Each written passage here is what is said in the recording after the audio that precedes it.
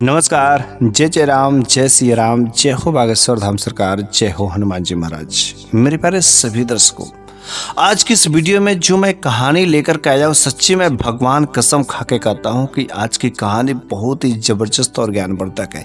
आपको बहुत कुछ ऐसी नई चीजें सिखा करके जगह। यह जो आज की कहानी है, दो भाइयों की कहानी है कि जब एक भाई दूसरे भाई के साथ बेईमानी करता है, जब एक भाई दूसरे भाई का हिस्सा खा जाता है, फिर उसके साथ में क्या होता है। क्योंकि अक्सर यदि आप गांव में रहते हो, शहर में रहते हो या कहीं पर भी रहते हैं, अक्सर आपने ऐसे कई सारे किस्से देखे होंगे कि भाई भाई का धन हड़प लेता है। तो आज की इस वीडियो के माध्यम से जो हम लोग बहुत अच्छी तरीके से जानेंगे कि जब एक भाई भाई का हिस्सा खा लेता है तो फिर उसके साथ में क्या होता है, भगवान उसका क्या अंजाम देता है। बहुत ही जबरदस्त और लाजवाब और ज्ञानवर्धक आज का ये किस्सा है, इसलिए आप इस कहानी के अंत तक अवश्य ही बने रहिएगा। तो बस हम चाहते कि बिना देरी किए अब हम लोग इस किस्सा को, इस कहानी को शुरू ही कर देते हैं। तो एक बार की बात है कि दो भाइयों का एक परिवार था। दोनों भाइयों की शादी हो गई थी। बड़े भाई का नाम श्यामलाल था और छोटे भाई का नाम मोहनलाल था। बल्कि जो छोटा वाला भाई मोहनलाल था, तो मोहनलाल बड़ा ही वह भगवान का भक्त था, भगवान में विश्वास करने वाला था और उसकी पत्नी भी ठीक वैसे ही मिली थी। लेकिन दोनों के दोनों जो भाई थे अलग अलग थे, एक में नहीं थे। दोनों का दोनों भाइयों का विचार जो बिल्कुल अलग था। बड़ा भाई बिल्कुल भगवान को नहीं मानने वाला था और वह अधिकतर अपना समय गांव में इधर उधर नेता वोता के साथ में घूमने में अपना समय व्यतीत कर देता था। लेकिन वहीं पर जो छोटा भाई था, बड़ा ही मेहनती था, भगवान की भक्ति भाव करने वाला था और उसकी पत्नी भी ठीक वैसी ही थी, वह भी भगवान को मानने वाली थी। और बड़े उन लोगों को अपने काम पर भरोसा था। वह दिन भर खेतों में काम करता, फिर जो है फसल उगाता और फिर जो उससे अपनी जो है पूंजी जो कुछ भी जुटाता था, इकट्ठा करता। लेकिन वहीं पर जो बड़ा भाई श्यामलाल था, वह जो खेतों में थोड़ा सा भी रुचि नहीं रखता था और उसकी पत्नी भी वैसी स्वभाव की थी, बिल्कुल फैशन करने वाली, लेकिन काम करने वाली बिल्कुल नहीं थी। लेकिन दोनों के दोनों भाई अलग अलग विचार थे और उनकी जो पत्नियां थी वो भी दोनों अलग अलग विचार के थे। लेकिन एक बार की जब बात होती है कि जब खेतों में फसल जो है लहलहा रही होती है, तो बड़ा भाई श्यामलाल खेतों में जाता है। तो जब खेतों में जाता है तो वहां पर क्या देखता है कि जो मेरा छोटा भाई है मोहनलाल, उसके खेतों की फसल कितनी जबरदस्त, कितने अच्छे फसल तैयार हुई है, क्या गजब की उसमें फली लगे हैं। और वहीं पर जो उसका फसल था बिल्कुल जो कमजोर थे, ऐसा लगता कि कुछ होगा ही नहीं, क्योंकि वह खेतों में कभी समय नहीं देता था।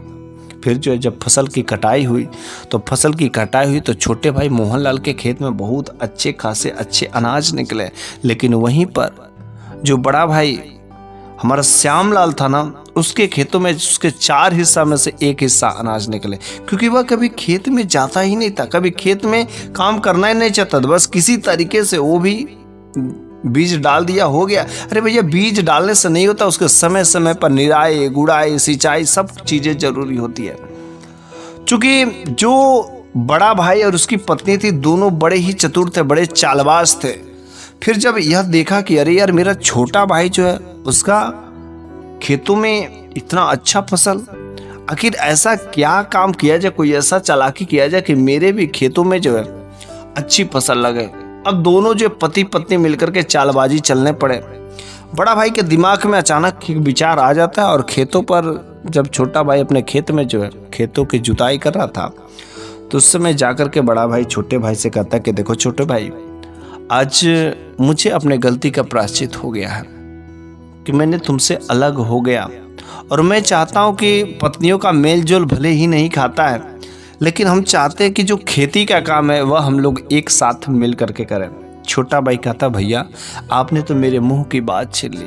अरे मैं तो चाहता ही नहीं था आपसे अलग होना, लेकिन मैं क्या करूं। और अलग होना बिल्कुल ये अलग चीज है, लेकिन हम अगर आप जैसा कहेंगे वैसा ही तैयार होंगे। आप क्या चाहते हो? उसने कहा कि भैया देखो कि ये 2 खेतों का फसल है और आपका इधर उधर अधिकतर समय रहते हैं। उसने कहा नहीं भाई, अब हम तुम्हारे साथ खेती करेंगे। और अब श्यामलाल जो अपने छोटे भाई को उल्लू पढ़ाना चाहता है और उल्लू पढ़ा ही देता है। वो कहता है कि देखो, हम चाहते हैं कि अब दोनों फसल, दोनों खेतों की, हम दोनों लोगों का खेत अलग अलग नहीं रहेगा, अब एक में खेती की जाएगी। हम दोनों लोग मिल करके खेती करेंगे, एक साथ बीज डालेंगे, एक साथ सब कुछ करेंगे। उसने कहा भैया बड़ी अच्छी बात है, चलिए अब हम लोगों का ऐसा ही होगा। बस दोनों भाइयों में बात हो गई और उसने कहा कि चलिए भैया कल हम लोग साथ साथ खेत की जुताई करेंगे, बुआई करेंगे, अब सब काम करेंगे, चूँकि धान लगने वाला सीजन आ गया रहता है। तो अगला दिन हुआ, छोटा भाई मोहनलाल सुबह सुबह हुआ और श्यामलाल अपने बड़े भाई के घर गया। कहा कि भैया चलिए खेत में बीज डालना है धान का और उसके लिए खेतों की जुताई करनी पड़ेगी, चलिए हम लोग सुबह सुबह काम समाप्त कर लेते हैं, दोनों लोग करेंगे तो बहुत जल्दी समाप्त हो जाएंगे। तो बड़ा भाई मोहनलाल कहता है कि देखो भाई, तुम तो जानते हो कि फला गांव में जो है एक पंचायत है, बहुत ज़रूरी मेरी मीटिंग है और मेरे को वहाँ पर जाना ही पड़ेगा और 2-3 दिनों का काम है और जब तक वो काम फाइनल नहीं होगा तब तक इधर तो मेरा बहुत ज़्यादा घाटा हो जाएगा। उसने कहा ठीक है भाई, कोई बात नहीं, आप जाइए अपना काम कर लीजिए, मैं जाता हूँ, अकेले ही कर लूँगा, थोड़ा सा अधिक समय लगेंगे। छोटा भाई बेचारा मोहनलाल खेत में जाता है, अकेले जुताई करता है। फिर से अगले दिन जब उसमें पानी भरने का समय आता है तो फिर से वो अपने भाई के पास में जाता है और कहता है कि भाई आज चलिए ना, थोड़ा सा मुश्किल काम है, अगर चलते तो बड़ी अच्छी बात होती है और खेत में पानी लगाना है। बड़ा भाई फिर से कोई बहाना बना देता है, कहता है कि देखो भाई, अभी जो पंचायत वाला बात हुई ना, अभी वो फैसला नहीं हुआ। भाई एक काम करते ना कि किसी तरीके से तुम जो है पानी चला देते तो बड़ी अच्छी बात होती। छोटे भाई ने कहा ठीक है भैया, कोई बात नहीं, आप जाइए अपना काम कर लीजिए। छोटा भाई बड़े खुशी मन से जाता है, बस उसको तो इतना ही खुशी रहता है कि हम दोनों भाई एक में हैं। लेकिन बड़ा भाई खेत में एक बार भी नहीं जाता है। जब खेत में एक बार भी नहीं जाता है, तीसरी बार जब फिर से खेत में निराई गुड़ाई की समय आती है, फसल लग जाती है, तो वो सोचता है कि थोड़ा चले भैया को भी साथ में ले ले तो निराई गुड़ाई का काम जल्दी हो जाएगा। सुबह सुबह अपने भाई के पास में जाता है और कहता है कि भाई चलिए ना, आज बहुत ज़रूरी काम है और आज चलिए खेत।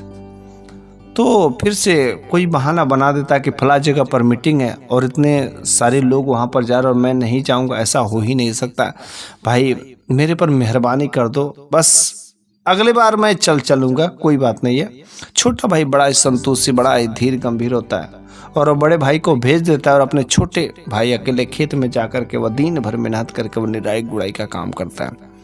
इस तरीके से खेतों में फसल तो तैयार हो जाती है और जब बड़ा भाई और छोटा भाई दोनों लोग खेत पर जाकर के देखते हैं जिस समय फसल तैयार हो गई तो खेतों में खूब अच्छी फसल लगी रहती है। बड़ा भाई बड़ा खुश होता है कि वाह रे भाई, क्या तूने गजब का काम किया, देख खेतों में कितनी अच्छी फसल लहला रही। बल्कि अंदर ही अंदर बड़े भाई के मन में लालच आ रहा था। फिर जब फसलों की कटाई हुई और फसल का कटाई होने के बाद मशीन आया, कंपाइन आया, वहीं पर जो धान की खेती हुई और फिर से कटा करके खेत में ही रखा गया। वहाँ पर सोचा गया कि चल ठीक है कि इसको बंटवारा कर लिया जाएगा और बंटवारा करके आधा तुम्हारे घर चला जाएगा, आधा हमारे घर। छोटा भाई इस बात पर भी तैयार था कि आधा आपके घर, आधा मेरे घर। लेकिन बड़ा भाई के मन में लालच आ गया रहता है, कहता है कि इतने सारे अनाज मैंने तो आज तक देखा ही नहीं, इतने सारे अनाज मेरे खेत में पैदा हुए हैं, ऐसा कोई क्या तरीका नहीं हो सकता है कि सारे के सारे अनाज मेरे हो जाए। वो जाकर के बड़ा वाला भाई जो श्यामलाल रहता है अपने पत्नी से कहता है कि देखो जी, इतना ढेर सारा अनाज हुआ है और कोई ऐसा तरीका बताओ कि जिससे सारे के सारे अनाज अपने हो जाए। तो उसकी पत्नी कहती है श्यामलाल की देखो, इसमें सोचने समझने की क्या बात है, और मैंने सुना है कि जो तुम्हारा छोटा भाई है मोहनलाल, वह जो है अपने ससुराल जाने वाला है, वहाँ पर कोई कुछ ज़रूरत है उसको ससुराल भेज दीजिए और फिर जो रात्रि के समय में जो है सारा का सारा धान जो है फसल जो चुरा लीजिएगा, कर दीजिएगा चोरी हो गया, मैं क्या करूँ, और रोने का ड्रामा कर दीजिएगा। उसने कहा यार तू भी तो मुझसे चतुर निकली, तू तो बहुत खतरनाक, बहुत शातिर दिमाग है। फिर जो है वह डायरेक्ट जो है अपने छोटे भाई मोहनलाल के पास में जाता है। बड़ा भाई कहता है कि भाई मैंने सुना है कि तेरे ससुराल में कुछ काम है और तेरे ससुर ने तेरे को बुलाया। उसने कहा हाँ हाँ कोई अर्जेंट काम है, उसने मेरे को बुलाया और जाना बड़ा ज़रूरी है, लेकिन खेतों में चूंकि फसल है और उस फसल को रखवाना बहुत ज़रूरी है और हम लोग आधा आधा बांट के अपने घर में रख लेते, फिर से मैं कल या परसों में चला जाऊँगा, लेकिन पता नहीं क्यों बुलवाया। तो बड़े भाई ने कहा देखो भाई, तुम्हारे ससुर ने बहुत ही उम्मीद से तुमको जो है ये आमंत्रण किया और कोई ज़रूरी काम होगा जिसकी वजह से तुमको अर्जेंट में बुलाया है, इसलिए तुमको वहाँ पर जाना बहुत ही ज़रूरी है। और खेत में फसल जो है वो काट करके रखी गई है, उसकी जिम्मेदारी मेरे ऊपर छोड़ दो। आधा फसल मैं तुम्हारे घर और आधा फसल मैं अपने घर में रखवा देंगे। उसने कहा भैया अगर आप इतना कर देंगे तब तो बड़ी अच्छी बात होगी, चलिए ठीक है, अगर आप हैं तो फिर से हम चलते हैं। अब जो है छोटा भाई जो अपने घर पर अपने पत्नी के कहा कि देखना आज भैया जो है फसल रखवा देंगे, आधा अपने ले लेंगे, आधा अपने यहाँ पर रख देंगे। और जो छोटा भाई मोहनलाल अपने ससुराल चला गया। जब ससुराल गया, रात्रि का समय हुआ, तो उसी के बगल के गांव में जो बड़ा भाई श्यामलाल था उसका एक साला रहता था, उसका घर था वहाँ पर, लेकिन उस घर में जो है बहुत ही आलसी था और काफ़ी ऐसे गंदे जैसे पड़े रहते थे। ठीक है, किसी तरीके से वह भी रोजी रोटी चलाता, बड़ा कामचोर था। रात्रि के समय उसके पास गया और कहा कि देखो तुम्हारा एक घर मेरे को खाली चाहिए कुछ दिनों के लिए, बोलना तो उसके मैं कुछ पैसे भी दे दूंगा तुम्हें। उसने कहा नहीं ऐसी कोई बात नहीं है, आप कहिए कि जो सा घर खाली करने की, चूंकि रिलेशन का बात था और वह साले से एक घर खाली करवा लिया। और रात्रि के समय में जो है वह अपने साले को लेकर के और सारा का सारा अनाज जो है उस साले को घर में ले जाकर के छुपवा दिया, रखवा दिया। फिर जो अगले दिन मोहनलाल अपने घर पर आता है और पूछता है कि भैया ने क्या अनाज रखवाए कि नहीं रखवाए। तो उसकी पत्नी, मोहनलाल की पत्नी ने कहा नहीं कोई अनाज तो नहीं आया। तो उसने कहा अच्छा पूछते हो सके अभी खेत में हो, किसी कारण बस फंस गए हो तो इस वजह से अनाज नहीं आया होगा। अभी तो मोहनलाल बड़े भाई के पास में जाने ही वाला था, तब तक जो बड़ा भाई श्यामलाल आ करके उसके सामने रोने लगता है, गिड़गिड़ाने लगता है, कहता कि भाई बहुत ही गजब हो गया। रात्रि के समय में वहां पर मैं 12 बजे तक था, लेकिन मैंने सोचा भूख लगी चलो थोड़ा घर पर चलते, 12 बजे तक इंतजार किया, खाना खाने के लिए आए थे, लेकिन खाना खाने के लिए बस आए थे, उतने ही समय में सारा का सारा मेरी जो फसल चोरी हो गई। भाई मैं क्या करूं, मैं जो अगल बगल ढूंढता रह गया, इधर उधर कूदता रह गया, देखो मेरे पैरों में कितने चोट लग गए, मैं रोते रोते हालत खराब हो गई, पूरा साल हम लोग क्या करेंगे। यह खबर सुन करके छोटा भाई भी रोने लगा, अब हम लोग कैसे करेंगे, क्या चीजें करेंगे, कुछ उसे समझ नहीं आती।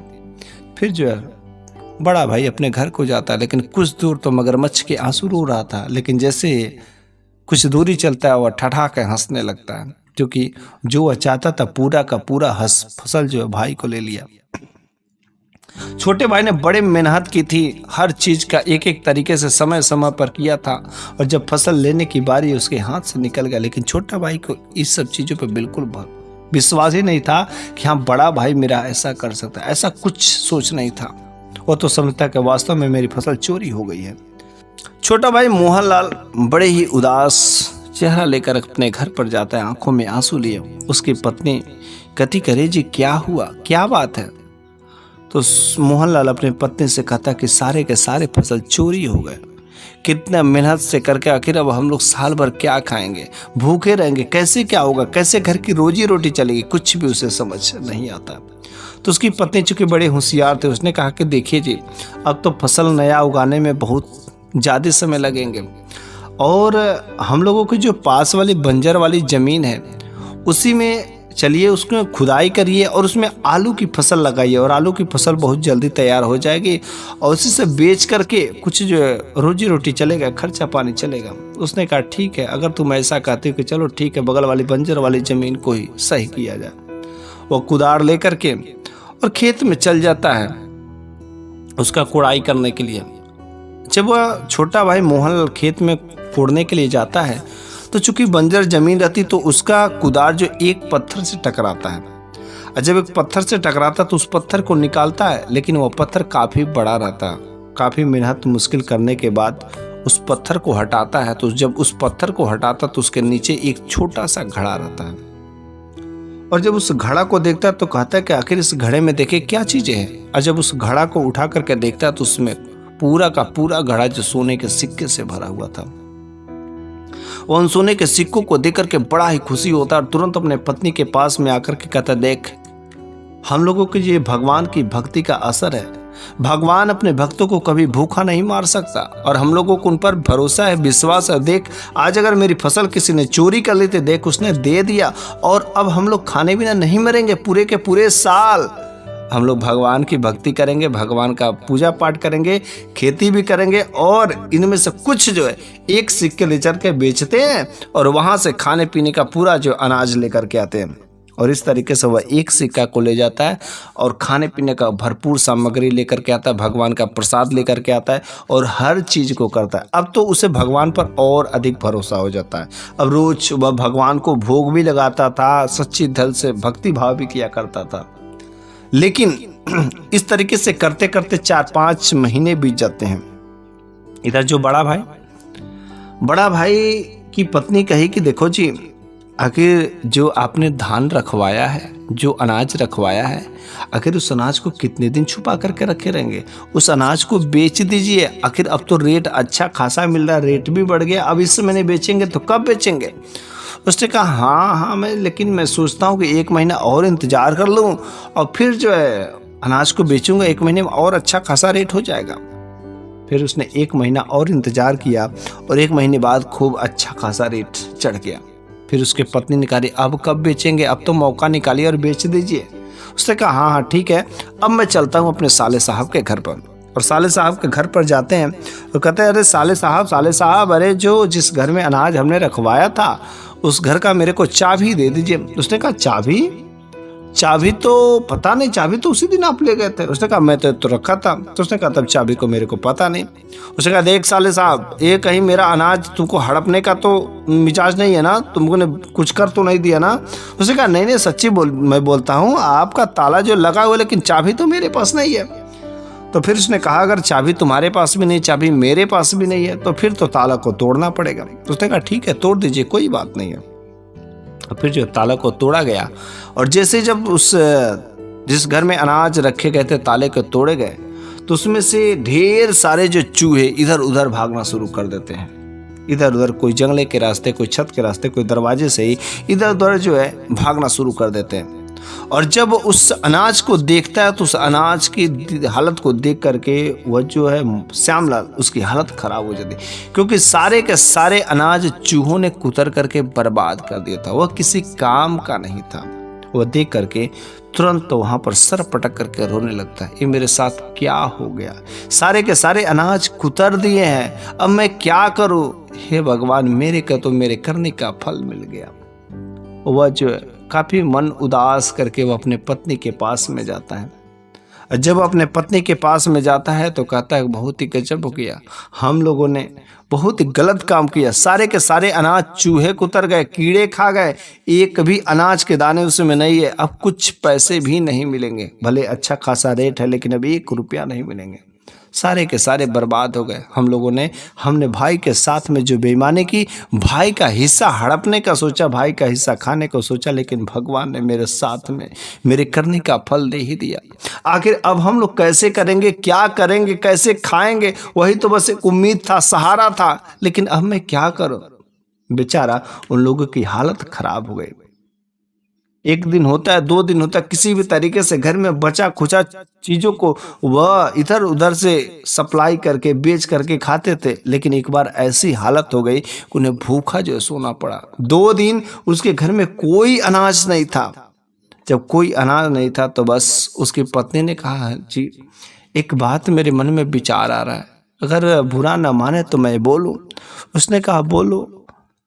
उसने कहा देखिए जी, हम लोगों ने बहुत गलत किया है।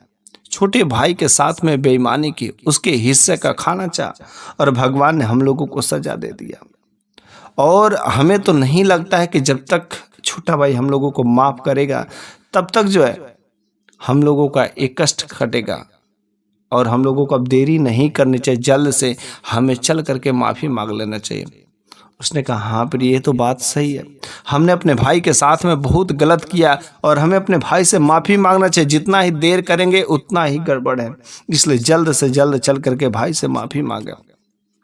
उधर जेठान और बड़ा भाई बड़ा भाई जाता है श्यामलाल और मोहनलाल चारपाई पर बैठा रहता है और मोहनलाल की पत्नी भी वहीं पर आती है।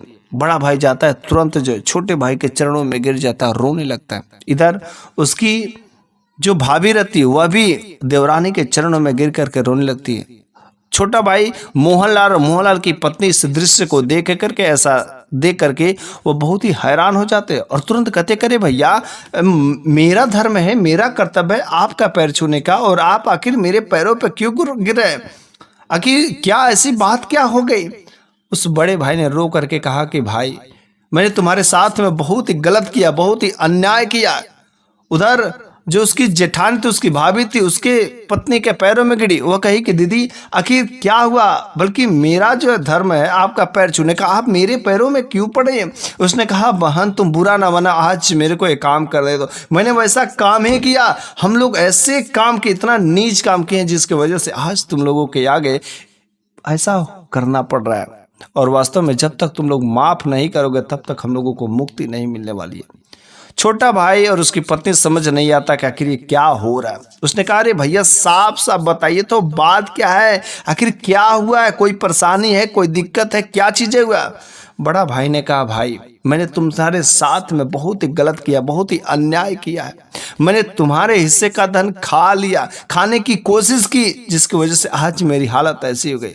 मैंने जो कहा था ना वो अनाज चोरी हो गया, भाई वो अनाज चोरी नहीं हुआ था, उस अनाज को मैंने ही चुरा लिया था और तुमसे झूठ बोल लिया, और देख आज मेरी ऐसी हालत हो गई, मैं खाने के लिए लाले पड़ गए, घर में कुछ भी दाने नहीं। भाई जब तक तुम माफ नहीं करेगा ना तब तक हम लोगों को सुख का चैन नहीं मिलेगा, हम लोग मर जाएंगे। उसने कहा भाई घबराओ मत, तुमको अपने गलती का प्रायश्चित हो गया, इससे भला क्या हो सकता है? और भगवान ने तुम्हें वह रास्ता दिखाया, तुम्हारा आंख खोला है कि एक भाई के साथ में जब कोई बेईमानी करता है तो आखिर उसके साथ में क्या होता है कि भाई जब आप यहाँ पर अपना गलती का प्रायश्चित कर लिए तो इससे भला क्या हो सकता है? भाई घबराओ नहीं, मैं तुम्हारी सारी के सारी दरिद्रता को मैं खत्म कर देता हूँ। उसने तुरंत घर में गया और एक सोने के सिक्के को ला करके बड़े भाई को दिया। कहा बड़े भाई जाओ इस सिक्के को बेच करके और अपने घर में जो भी चीजें जरूरत है उसको बेच करके ला करके अपने घर में जरूरत की चीजों को पूरा कर लो, लेकिन भाई आज के बाद तुम कसम खाओ कि ऐसी गलती दोबारा नहीं करना, और किसी को भी ये अच्छा संदेश देना कि कोई किसी का हिस्सा खाने की मत कोशिश करे, वरना भगवान का ऐसा कहर उस पर टूटता है, क्योंकि जैसी करनी वैसी भरनी होती है, हर लोगों ने सुना है। और जो भाई जो है भाई का हिस्सा खाता, भाई के साथ बेईमानी करता, भाई का हिस्सा खाने की कोशिश करता, भाई का धन हड़पता है, उसको कभी जो शांति नहीं मिलती है, इधर उधर भटकता ही रहता है और उसके जीवन में कभी जो सुख नहीं मिलते। इसलिए मेरे प्यारे सभी दर्शकों, कभी भी हम लोगों को अपने भाई के साथ बेईमानी, भाई का हिस्सा नहीं करना चाहिए, वरना आप जीवन भर कभी सुखी नहीं रह पाएंगे। तो बस मेरे प्यारे सभी दर्शकों, आज की यह कहानी यहीं पर समाप्त हो जाती है, लेकिन मैं आप लोगों से पूछना चाहता हूँ कि यह कहानी आपको कैसी लगी है? आप कमेंट बॉक्स में जरूर बताएगा। यदि यह कहानी आपको अच्छी लगी है तो अपने तक ही सीमित न रखें, बल्कि अन्य लोगों के पास भी शेयर जरूर करिएगा। मैं अगले वीडियो में मैं फिर से कुछ ऐसी ही नई कहानियां लेकर के आता रहूँगा। तब तक के लिए धन्यवाद।